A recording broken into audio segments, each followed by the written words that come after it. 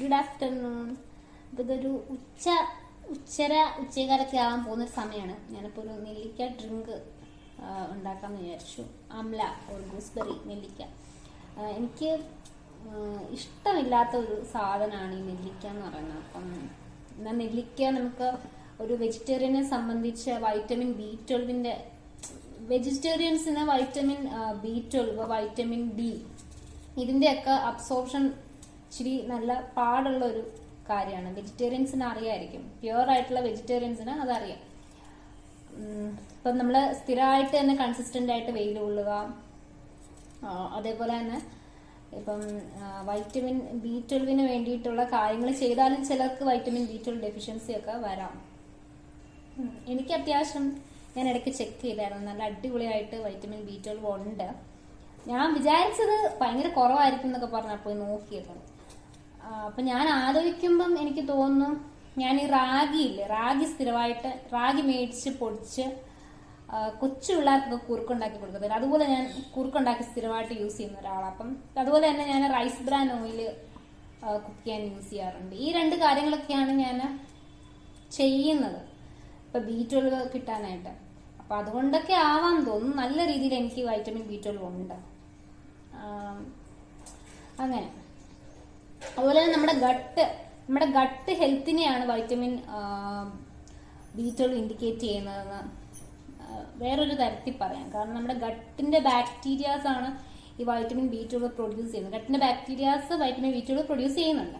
അപ്പൊ ഹെൽത്തി ആയിട്ടുള്ള gut environment, ഗട്ടിന്റെ ecosystem ഒക്കെ നല്ല, ഗട്ടിന്റെ എക്കോസിസ്റ്റം എന്ന് പറയുമോ, എന്തായാലും ഗട്ടിന്റെ ആ ഒരു എൻവയോൺമെന്റ് ഒക്കെ നല്ലതായിട്ടുള്ളവർക്ക് നല്ല ആ രീതിയിലും വൈറ്റമിൻ B12 കിട്ടും. അപ്പം എന്ന് വെച്ചാൽ നമുക്ക് ഗട്ടിന്റെ ബാക്ടീരിയ എന്ന് പറയുമ്പോൾ നമ്മളിപ്പോൾ ഇഡ്ലി ദോശ ബാറ്ററിലൊക്കെ അത്യാവശ്യം നമ്മൾ ഇപ്പം തണുപ്പൊക്കെ ആകുമ്പോഴത്തേനും മാവ് ഒട്ടും പുളിക്കത്തില്ല. പക്ഷെ നമ്മുടെ നാട്ടിലത്തെ കേസ് അങ്ങനെയല്ലല്ലോ, അത്യാവശ്യം മാവൊക്കെ പുളിക്കാറുണ്ട്. അപ്പൊ ആ മാവൊക്കെ സ്ഥിരമായിട്ട് ഉപയോഗിച്ചാൽ തന്നെ നമ്മുടെ ഗട്ടൊക്കെ അത്യാവശ്യം നല്ലതാവും, ഗട്ടിലെ ബാക്ടീരിയ ഒക്കെ നല്ലതാവും.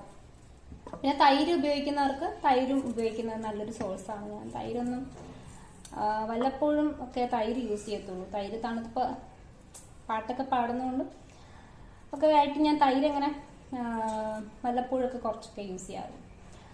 അപ്പം നമ്മൾ പറഞ്ഞു വന്ന വിഷയത്തിൽ നിന്ന് കംപ്ലീറ്റ്ലി മാറിപ്പോയി. അപ്പോൾ വൈറ്റമിൻ B12 അബ്സോർപ്ഷന് വൺ ഓഫ് ദ ബെസ്റ്റ് സാധനം നമ്മുടെ ബോഡിക്ക്. Vitamin B12 അബ്സോർപ്ഷന് B12 അബ്സോർപ്ഷന് vitamin B12 മാത്രമാണോ വൈറ്റമിൻ B ജനറൽ ആയിട്ടാണോ എനിക്ക് അറിയത്തില്ല. എന്തായാലും വൈറ്റമിൻ B12 അബ്സോർപ്ഷന് ബോഡിയെ സഹായിക്കുന്ന ഒരു വലിയൊരു സാധനമാണ് നമ്മുടെ നെല്ലിക്ക. അപ്പം ഞാൻ എൻ്റെ ജീവിതകാലത്തിൽ ഒരിക്കലും അപ്രീഷിയേറ്റ് ചെയ്യാത്തതും, എൻ്റെ അമ്മയൊക്കെ ഈ നെല്ലിക്ക അടിച്ച് പുറകെ കൊണ്ട് നടന്നാലും, അതുപോലെ എൻ്റെ അച്ഛൻ എപ്പോഴും പറയായിരുന്നു നെല്ലിക്ക കഴിക്കണം. ഞാൻ അങ്ങനെ ഒട്ടും മൈൻഡ് ചെയ്യാത്തൊരു സാധനമാണ് ഈ നെല്ലിക്ക. പക്ഷെ ഞാൻ റീസെന്റ് ആയിട്ട് ഞാൻ നമ്മുടെ ചാനലിൽ അവല റെസിപ്പീസ് ഇടുന്നുണ്ട്. ആ ഇട്ട റെസിപ്പീസ് ഒക്കെ ട്രൈ ചെയ്തവർക്കറിയാം, ഒട്ടും തന്നെ കയ്പില്ലാണ്ടാണ് ഞാൻ ചെയ്തിരിക്കുന്നത്. എന്തൊക്കെയാണ്, നമ്മൾ അംല പാപ്പു ഉണ്ടാക്കി, അംല സാമ്പാർ പോലത്തെ ഒരു സാധനം, അംല പാപ്പു എന്ന് പറയുന്നത്, അംല പാപ്പു ഉണ്ടാക്കി, പിന്നെ അംല റൈസ് ഉണ്ടാക്കി. ഈ രണ്ടെണ്ണത്തിൽ നെല്ലിക്ക ഇട്ടിട്ടുണ്ടെന്ന് അറിയത്തില്ല, ഒട്ടും കയ്പില്ല, നല്ല അടിപൊളി സാധനമാണ്. പക്ഷെ ഇന്നത്തെ ഈ സാധനം ഈ ഡ്രിങ്കിന് കയ്പ് വരാനാണ് ചാൻസ്. കാരണം ഞാൻ കുക്ക് ചെയ്യുന്നില്ല. നെല്ലിക്ക കുക്ക് ചെയ്ത് കഴിയുമ്പോഴത്തേന് അതിന് കയ്പ് മാറുന്നുണ്ട്. ഇനി ഞാൻ റോ ആയിട്ട് ഒരു നെല്ലിക്ക ഡ്രിങ്ക് ആണ് ഉണ്ടാക്കാൻ ഉദ്ദേശിക്കുന്നത്. പിന്നെ ഒരു കാര്യം പറയുകയാണെങ്കിൽ ഈ നെല്ലിക്ക നാരങ്ങയൊക്കെ ഉണ്ടല്ലോ, നമുക്ക് നല്ല രീതിയിൽ വിശപ്പ് ഉണ്ടാക്കുന്ന, അത് ഞാൻ എൻ്റെ ഒരു പേഴ്സണൽ ഒരു അഭിപ്രായം കേട്ടോ പറഞ്ഞത്. എല്ലാവർക്കും അങ്ങനെ ഉണ്ടോ അങ്ങനത്തെ എനിക്കറിയില്ല. എന്നെ സംബന്ധിച്ച് എനിക്ക് ഈ നെല്ലിക്ക നാരങ്ങയൊക്കെ കഴിക്കുമ്പം ഭീകരമായിട്ട് വിശപ്പ് വരും. അങ്ങനെ ഒരു പരിപാടി ഉണ്ട്. അപ്പം നമുക്ക് ഈ നെല്ലിക്ക ഡ്രിങ്ക് ഉണ്ടാക്കി. ഞാനിപ്പോൾ നെല്ലിക്ക ക്ലീൻ ചെയ്ത് നന്നായിട്ട് വാഷ് ചെയ്തിട്ട് നമ്മുടെ വെജിറ്റബിൾ വിനീഗറൊക്കെ വെച്ച് വാഷ് ചെയ്ത ശേഷം ഞാൻ നെല്ലിക്ക 6 നെല്ലിക്ക ഉണ്ടായിരുന്നു കേട്ടോ. അപ്പം ഒരാൾ 2 നെല്ലിക്ക എന്നുള്ള കണക്കാണ് യൂസ് ചെയ്യേണ്ടത്. അതിൽ കൂടുതൽ കഴിക്കാൻ പാടില്ല എന്ന് തോന്നുന്നു ഡെയിലിയിൽ. അതുപോലെ കേട്ടിട്ടില്ല ഈ ബീട്രൂട്ടും നമ്മൾ ഡെയിലി എന്നുള്ള രീതിയിൽ ചിലരൊക്കെയാണെങ്കിൽ ഡ്രിങ്ക് ഒക്കെ സ്മൂത്തി ഒക്കെ അടിച്ചു കുടിക്കും. പക്ഷെ അതിന്റെ അളവുണ്ട് കേട്ടോ, അത് കൂടുതൽ കുടിക്കാൻ പാടില്ല. അത് കിഡ്നിക്ക് നല്ലതല്ല എന്നൊക്കെ കേട്ടിട്ടുണ്ട്. അപ്പം എന്തായാലും ഒരാൾ ഒരു ദിവസം 2 നെല്ലിക്ക ഒക്കെയാണെന്ന് തോന്നുന്നു കുടിക്കേണ്ടത്. അപ്പം ആ രീതിയിൽ ഞാൻ 6 നെല്ലിക്ക എടുത്തിട്ടുണ്ട്. അപ്പം ഞാൻ ഒന്ന് ശരിയാക്കട്ടെ. പിന്നെ വേറൊരു കാര്യം പറയാനുള്ള, ഞാനിവിടെ ഉപയോഗിക്കുന്ന ഐറ്റംസ് നെല്ലിക്ക, ഇഞ്ചി, കുരുമുളക് പൊടി, കല്ലുപ്പ്, ശർക്കരയാണ്. എൻ്റെ കയ്യിൽ പുതിനയിലയും മല്ലിയിലയും നാരങ്ങയും ഇല്ല. അപ്പം ഇതൊക്കെ ഉള്ളവർക്ക് അതും കൂടെ യൂസ് ചെയ്താൽ ഇതിൻ്റെ ഒരു ടേസ്റ്റ് ബെറ്റർ ആക്കാൻ പറ്റും എന്നാണ് ഞാൻ വിചാരിക്കുന്നത്. അപ്പം എൻ്റെ ഇതൊന്നും ഇല്ലാത്ത കാരണം ഞാനിപ്പോൾ എൻ്റെ ഉള്ളതൊക്കെ വെച്ചിട്ടാണ് ഞാനിപ്പം ഈ ഒരു ജ്യൂസ് അടിക്കാൻ പോകുന്നത്. അപ്പം ഞാൻ ആദ്യം ആ നെല്ലിക്ക ഒന്ന് ഉപ്പിട്ട് നെല്ലിക്ക ഒന്ന് അടിച്ചെടുക്കട്ടെ. നെല്ലിക്ക, ഇഞ്ചി, ഇനിയും കുറച്ച് കല്ലുപ്പും ഇട്ട് ഞാൻ ഇതൊന്ന് അടിച്ചെടുക്കട്ടെ കേട്ടോ. കുരുമുളക് ചതച്ചത്, ശർക്കരയും കൂടി ഇട്ടു. ഇനി കുറച്ച് വെള്ളം ഒഴിച്ച് നന്നായിട്ട് അങ്ങ് അരച്ചെടുക്കട്ടെ. ഇതാണ് ഐറ്റം. ഇനി ഇതൊന്ന് കുടിച്ചു നോക്കാം. എങ്ങനെയുണ്ട് ബാബേ? കുഴപ്പമില്ല. കയ്പുണ്ടോ? ഉണ്ട്, കുറച്ചുണ്ട്. കുറച്ച് കയ്പുണ്ട്. കാരണം നമ്മൾ ഇന്നാളെ കുക്ക് ചെയ്ത അമല റെസിപ്പീസ് ട്രൈ ചെയ്തിട്ടുള്ളൂ. ഉറപ്പായിട്ടും കയ്പുണ്ട്. പിന്നെ ഞാൻ പറഞ്ഞില്ല, മല്ലിയില, പുതിനയില, പിന്നെന്തായിരുന്നു ഒരു ഐറ്റം കൂടെ, നാരങ്ങയൊക്കെ ഒഴിച്ചു കൊടുത്താൽ കുറച്ചുകൂടി ടേസ്റ്റ് ബെറ്റർ ആവും. ഇതിപ്പോൾ ഒരു സ്ലൈറ്റ് ആയിട്ടുള്ള ഒരു കയ്പേ ഉള്ളൂ. കാരണം നമ്മൾ ശർക്കര, ഇഞ്ചിയൊക്കെ കുരുമുളകൊക്കെ ഇട്ടുകൊണ്ട് കയ്പങ്ങ് ഭീകരമായിട്ടില്ല, കുടിക്കാൻ പറ്റുന്നതേ ഉള്ളൂ. പിന്നെ ഞാനിത് അരിച്ചിട്ടാണ് കുടിക്കുന്നത്. അരിക്കാതെ കുടിക്കുന്നതായിരിക്കും ഏറ്റവും ബെറ്റർ ആയിട്ടുള്ള രീതി. കാരണം നമുക്ക് ആ ഫൈബറും കൂടെ ചെയ്യും. അപ്പം ഇതൊക്കെയാണ്. പിന്നെ വേറൊരു കാര്യം കൂടെ പറയാം. അപ്പം ഞാൻ പതിവില്ലാതെ വെജിറ്റേറിയൻകാരുടെ ഒരു സ്ട്രഗിൾസ്, വൈറ്റമിൻസ് ഒക്കെ കിട്ടാനുള്ള സ്ട്രഗിൾസിനെ കുറിച്ച് പറഞ്ഞതുകൊണ്ട് അതിൻ്റെ കൂട്ടത്തിൽ ഞാൻ പ്രോട്ടീനെ കുറിച്ചും കൂടെ സംസാരിക്കാമെന്ന് വിചാരിച്ചു. അപ്പം പൊതുവെ നമ്മുടെ വെളിയിൽ രാജ്യങ്ങളിലല്ല, നമ്മുടെ നാട്ടിലെ വെജിറ്റേറിയൻസ് ആയിട്ടുള്ള ആൾക്കാരെ എടുത്തു കഴിഞ്ഞാൽ അവരുടെ പ്രോട്ടീൻ്റെ ഒരു മെയിൻ സോഴ്സ് എന്ന് പറയുന്നത് കൗസ് മിൽക്കിൻ്റെ അതിൻ്റെ പ്രോഡക്ട്സുകളാണ്. Milk, ghee, paneer, butter, cheese, ഇങ്ങനത്തെ ഒക്കെ ഉള്ള ഐറ്റംസ് ആയിരിക്കും അവരുടെ ഒരു ഇമ്പോർട്ടൻറ്റ് മെജോറിറ്റി ആയിട്ട് അവരുടെ ഒരു പ്രോട്ടീൻ ഇൻടേക്ക് എന്ന് പറയുന്നത്. ഇങ്ങനത്തെ ഒരു നമ്മുടെ നാട്ടിലെ കാര്യമാണ് ഞാൻ പറയുന്നത്. ഇങ്ങനത്തെ ഒരു സോഴ്സ് തന്നെയാണ്. അപ്പം ഇപ്പം എന്നെ സംബന്ധിച്ചാണെങ്കിൽ എൻ്റെ ഒരു ഫിലോസഫി പ്രകാരം കൗസ് മിൽക്ക് എന്ന് പറയുന്നത് അവരുടെ പശുവിൻ്റെ ബേബിക്കുള്ളതാണ്. സോ അത് നമുക്ക് കുടിക്കാനായിട്ടുള്ള ഒരു ഇതാണ് ഞാൻ അത്രയ്ക്ക് കരുതുന്നില്ല. സോ എൻ്റെ ഒരു ഓൾട്ടർനേറ്റ് പ്രോട്ടീൻ സോഴ്സുകൾ ഏതൊക്കെയാണ് ഞാൻ ഷെയർ ചെയ്യാം. കാരണം ഏതെങ്കിലും വെജിറ്റേറിയൻസ് ആയിട്ടുള്ള ആൾക്കാർ ഇത് കാണുന്നുണ്ടെങ്കിൽ അവർ ഡയറി പ്രോഡക്ട്സ് അല്ലാത്ത പ്രോട്ടീൻ സോഴ്സുകൾ ഏതൊക്കെയാണ്, അല്ലെങ്കിൽ എന്തൊക്കെ ചെയ്യാൻ പറ്റുമെന്ന് അവർക്ക് എന്തെങ്കിലും ഹെൽപ്പ് ആവുമെങ്കിൽ എടുക്കാമെന്ന് വെച്ചിട്ടാണ് ഞാൻ പറയുന്നത്. അപ്പം റീസെൻ്റ് ആയിട്ട് ഞാൻ ജിമ്മിൽ പോകുന്നുണ്ട്. അപ്പം ഞാനിപ്പം കഴിഞ്ഞ 1 മാസമായിട്ട് ജിമ്മിൽ പോകുന്നുണ്ടെങ്കിലും ഇപ്പം ഇൻസ്ട്രക്ടറുടെ ഒരു ഇൻസ്ട്രക്ഷൻസ് കൂടെ വെച്ചിട്ടാണ് ഇപ്പം ഞാൻ ഇപ്പം ചെയ്യുന്നത്. ആദ്യം ഞാൻ അങ്ങനെ അല്ലായിരുന്നു. ഇപ്പം ഞാൻ ഇൻസ്ട്രക്ടർ ഉണ്ട് എനിക്ക് ജിമ്മിൽ. അപ്പം അദ്ദേഹത്തിൻ്റെ ഇത് പ്രകാരമാണ് ചെയ്യുന്നത്. അപ്പം ഓരോരുത്തരും ജിമ്മിൽ പോകാനായിട്ട് ഓരോ റീസൺസ് ഉണ്ട്. മെജോറിറ്റി ആൾക്കാരും വെയിറ്റ് ലോസിനാണ് പോകുന്നത്. ചിലർ ബോഡി അവരുടെ എങ്ങനെയാണോ ഇരിക്കുന്നത് ആ ബോഡി മെയിൻറ്റെയിൻ ചെയ്യാനായിട്ട് പോകുന്നത്. ചില സ്ട്രെങ്ത് ഗെയിൻ ചെയ്യാനായിട്ട്, മസിൽ മാസ് ഗെയിൻ ചെയ്യാൻ, അങ്ങനെയൊക്കെ പല ഉദ്ദേശമാണ്. അപ്പം എൻ്റെ ഒരു ഉദ്ദേശം എന്ന് പറഞ്ഞാൽ എനിക്ക് കൊച്ചിലെ തൊട്ട് തന്നെ ഞാനൊരു സ്ട്രഗിൾ ചെയ്യുന്ന ഒരു ഏരിയ എന്ന് വെച്ചാൽ ഈ വെയിറ്റ് ലിഫ്റ്റിംഗ് എന്ന് പറഞ്ഞാൽ വെയിറ്റ് ലിഫ്റ്റിംഗ് ചാമ്പ്യൻഷിപ്പ് എന്നല്ല ഉദ്ദേശിച്ചത്. നമുക്ക് വെയിറ്റ് എടുക്കേണ്ടി വരുന്ന ഒരു സാഹചര്യങ്ങളിൽ ഞാൻ സ്ട്രഗിൾ ചെയ്യാറുണ്ട്. അപ്പം അത് എങ്ങനെയെങ്കിലും അതിനെ ഒന്ന് ടാക്കിൾ എപ്പോഴെങ്കിലും ചെയ്യണം, ജിമ്മിൽ പോകണമെന്ന് ഞാനൊരു ഡിഗ്രി പഠിക്കുമ്പോൾ തൊട്ട് എൻ്റെ മനസ്സിലുള്ള ആഗ്രഹമാണ്. അത് മാത്രമല്ല, ഡിഗ്രിക്ക് എൻ്റെ ഒരു ഫ്രണ്ട് എന്ന് പറയുന്നത് ജിം മാസ്റ്ററായിരുന്നു. അപ്പം അദ്ദേഹത്തിൻ്റെ ഒരു ഇമ്പാക്റ്റും ചിലപ്പോൾ കാണുമായിരിക്കും, എനിക്കറിയില്ല. അപ്പം മുതൽ ഞാനിങ്ങനെ ജിമ്മിൽ എന്തെങ്കിലും പോകണം. പിന്നെ ഞാൻ പുറകോട്ട് വലിച്ചിരുന്നൊരു സാധനം എന്ന് പറഞ്ഞാൽ മോസ്റ്റ് ഇമ്പോർട്ടൻ്റ് ആയിട്ട് മടിയാണ്. സെക്കൻഡ് ഇമ്പോർട്ടൻ്റ് എന്ന് വെച്ചാൽ ആ മടിയെ ഞാൻ സാധൂകരിക്കാനായിട്ട് ഓക്കെ ഞാൻ യോഗ ചെയ്യുന്നുണ്ട്, ഞാൻ നടക്കുന്നുണ്ട്, ഞാൻ വീട്ടിലെ കാര്യങ്ങളെല്ലാം ചെയ്യുന്നുണ്ടെന്നൊക്കെ ഞാൻ മനസ്സിലിങ്ങനെ എപ്പോഴും എന്നെ തന്നെ ഓക്കെ ഇതൊക്കെ ഞാൻ ചെയ്യുന്നുണ്ട് എന്നൊക്കെ വിചാരിക്കുന്നുണ്ടായിരുന്നു. ആൻഡ് ഓൾസോ ഒരു പരമാവധി വളരെ നല്ലൊരു ഡയറ്റ് ഞാൻ എല്ലാ കാലത്തും ഫോളോ ചെയ്യാനായിട്ട് ശ്രമിച്ചിട്ടുമുണ്ട്.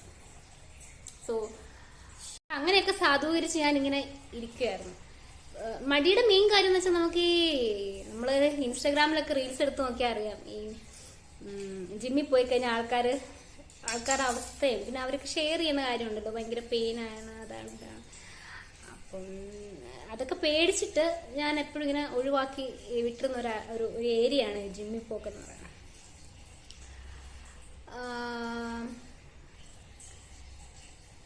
എൻ്റെ ഒരു ഹോണസ്റ്റ് ഒരു അഭിപ്രായം എന്ന് പറഞ്ഞാൽ ഇതുവരെ വെച്ചിട്ട് കേട്ടോ, നമുക്ക് ജിമ്മിലിങ്ങനെ ഓരോ ഘട്ടം ഘട്ടമായിട്ട് നമുക്കിങ്ങനെ കൂട്ടിക്കൂട്ടിയാണല്ലോ തരുന്നത്. അപ്പം ഇത് വന്ന അത്ര വഴി വെച്ചിട്ട് എൻ്റെ ഒരു അഭിപ്രായം എന്ന് വെച്ചാൽ എനിക്ക് അത്രയ്ക്ക് ബുദ്ധിമുട്ട് ഇതുവരെ തോന്നിയിട്ടില്ല ജിമ്മിൽ പോയിട്ട്. ഞാൻ വളരെ ഓരോ തവണ ഇറങ്ങി ജിമ്മിൽ നിന്ന് ഇറങ്ങി കഴിയുമ്പോൾ ഭയങ്കര സാറ്റിസ്ഫാക്ഷനാണ് എനിക്ക് തോന്നുന്നത്. അതുപോലെ എനിക്ക് മനസ്സിലായ ഒരു കാര്യം, നമ്മളിപ്പോൾ വീട്ടിലെ പണി ചെയ്യുന്നു അല്ലെങ്കിൽ ഈവൻ നടക്കുന്നു, അതുകൊണ്ട് മാത്രം നമ്മുടെ ബോഡിയുടെ നീഡ്സ് എല്ലാം സാറ്റിസ്ഫൈഡ് ആവുന്നില്ല. അതല്ലാതെ നമ്മുടെ മസിൽസിനൊക്കെ വേറെ റിക്വയർമെന്റ്സും കാര്യങ്ങളും ഉണ്ട്. സോ അതുപോലെ തന്നെ ഓരോരുത്തരുടെ ബോഡിയുടെ ടൈപ്പ് അനുസരിച്ചൊക്കെ കാര്യങ്ങളുണ്ട്. നമ്മൾ പരമാവധി ഒരു ജിമ്മിൽ പോവുകയാണെങ്കിൽ അതൊക്കെ നമുക്ക് മീറ്റ് ചെയ്യാനായിട്ട് പറ്റും. നമുക്ക് സ്പെസിഫിക് ആയിട്ടുള്ള ഓരോ ആൾക്കാർക്കും ബോഡിക്ക് വേണ്ട കാര്യങ്ങൾ നമുക്ക് കൊടുക്കാൻ പറ്റും. അത് വളരെ നല്ലൊരു കാര്യമാണ്. അങ്ങനെ സോ അപ്പം ഞാൻ പറഞ്ഞു തന്നാൽ എനിക്ക് അത്രയ്ക്കൊരു ടെറിബിൾ ടാസ്ക് ആയിട്ട് ഇതുവരെ തോന്നിയിട്ടില്ല. ഇനി കാര്യങ്ങൾ വെയിറ്റും കാര്യങ്ങളൊക്കെ കൂട്ടിക്കൂട്ടി കൊണ്ടുവരുമ്പോൾ എന്തായിരിക്കും അവസ്ഥ എന്ന് എനിക്ക് അറിയില്ല. ആസ് ഫാർ ആസ് നൗ വലിയ കുഴപ്പമില്ലാതെ പോവാണ് ജിമ്മില്. ജിം ലൈഫ് എന്ന് പറയുന്നത് വലിയ കുഴപ്പമില്ലാതെ പോവാണ്. ഞാൻ പോകുന്നതെന്ന് വെച്ചാൽ ഈ പറഞ്ഞ പോലെ എനിക്ക് വെയിറ്റ് എടുക്കാനുള്ള ആ ഒരു ചിലപ്പോൾ മൈൻഡ് സെറ്റ് ആയിരിക്കും, എനിക്കറിയില്ല. ഞാൻ വെയിറ്റ് എടുക്കേണ്ട സാഹചര്യം വരുമ്പോൾ ഞാൻ നൈസായിട്ട് ഒഴിവാകാറ് പതിവ് എൻ്റെ ഒരു ശീലമാണ്. അപ്പം അത് ഒന്ന് ടാക്കിൾ ചെയ്യാനായിട്ടാണ് ഞാൻ പോകുന്നത്. ഞാനപ്പോൾ ഇൻസ്ട്രക്ടറോട് ക്ലിയർ ആയിട്ട് പറഞ്ഞു എന്തിനാണ് വരുന്നതെന്ന് അദ്ദേഹം ചോദിച്ചു. അപ്പം എൻ്റെ ഒരു ഒബ്ജക്റ്റീവ് എന്ന് പറയുന്നത് ഇതാണ്, എനിക്ക് സ്ട്രെങ്ത്, മസിലിൻ്റെ സ്ട്രെങ്ത് വരിക എന്നുള്ളത് ഞാൻ ക്ലിയർ ആയിട്ട് ഞാൻ പറഞ്ഞു. സോ അപ്പോൾ അങ്ങനെയാണ് അദ്ദേഹം എനിക്ക് ഇൻസ്ട്രക്ഷൻസ് തരുന്നത്, എന്നെ ചെയ്യിക്കുന്നതില്ല.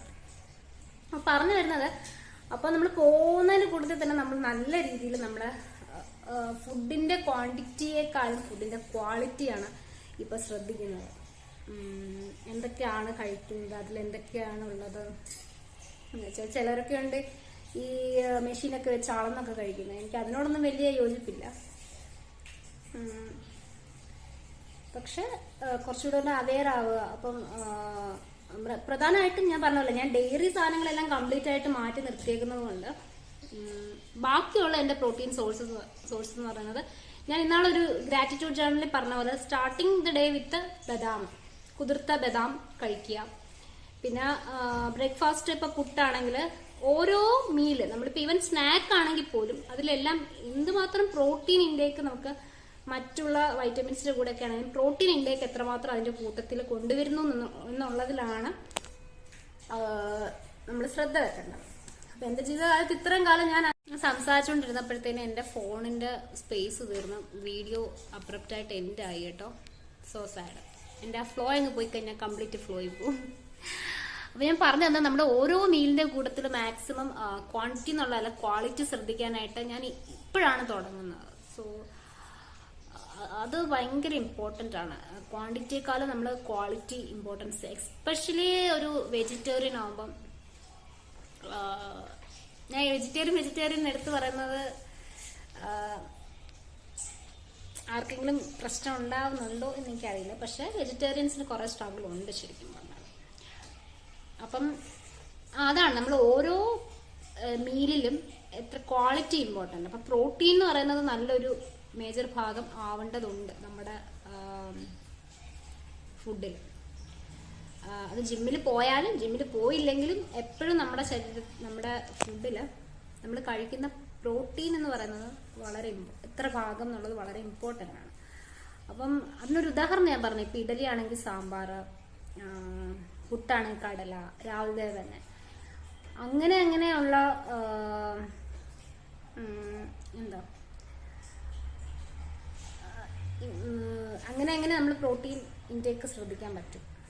ഇപ്പം ഇഡലി സാമ്പാർ, ദോശ സാമ്പാർ, പിന്നെന്താ പുട്ട് കടല, ചപ്പാത്തി ആണെങ്കിൽ ഇപ്പം പനീറിന് പകരം നമുക്ക് സോയയുടെ പ്രോട്ടീൻ ഉണ്ട്, ടോഫു ചപ്പാത്തി, ടോഫു കറി. അങ്ങനെ നമുക്ക് എന്ത് ചെയ്യാൻ പറ്റും, ആ ഒരു പ്രോട്ടീൻ നീഡ് നമുക്ക് സാറ്റിസ്ഫൈ ചെയ്യാനായിട്ട് പറ്റും. പിന്നെ ഇപ്പോൾ ഉച്ചയാകുമ്പോഴത്തേനും ആണെങ്കിൽ നമുക്ക് പല ചോയ്സസ് ഉണ്ട്. ഇപ്പം റൈസിൻ്റെ കൂടെ ദാലാക്കാം, ദാല്, പിന്നെന്താ പിന്നെ ഈ നമുക്ക് ഈ ചില സമയത്ത് നമുക്ക് ഈ ക്രീമൊക്കെ യൂസ് ചെയ്യേണ്ട, കറികളിൽ ക്രീം യൂസ് ചെയ്യേണ്ട സമയത്ത് ഞാൻ ഓപ്റ്റ് ചെയ്യാന്ന് പറഞ്ഞാൽ മിൽക്കിൻ്റെ ഇതിനേക്കാളും കാഷ്യൂയും ഗ്രൗണ്ട് നട്ടും തേങ്ങ ഉണ്ടെങ്കിൽ അതും കൂടെ ഒക്കെ അരച്ചിട്ട് അതാണ് യൂസ് ചെയ്യുന്നത്.